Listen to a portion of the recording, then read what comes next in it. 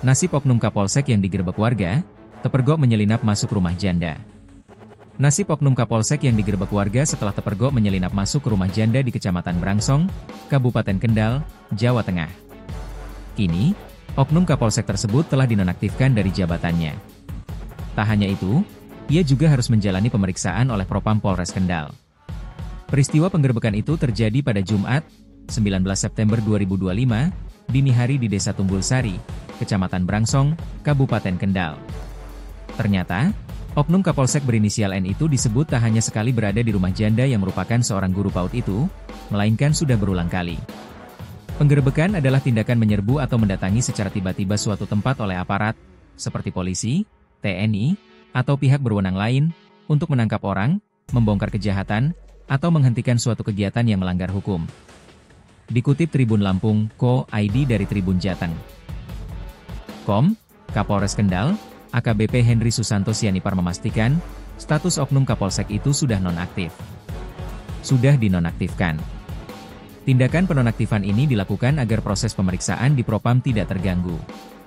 Kami mohon warga tidak perlu terprovokasi informasi yang belum benar, katanya, Jumat, 19 September 2025.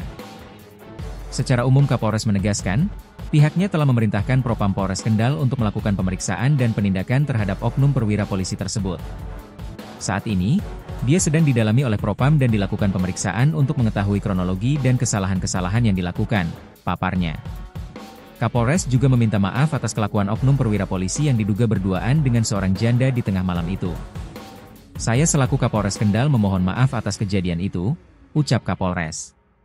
Kapolres juga meminta maaf jika hingga saat ini belum bisa membeberkan kronologi kejadian. Saat ini, Propam Polres Kendal masih memeriksa oknum yang menjabat sebagai Kapolsek tersebut.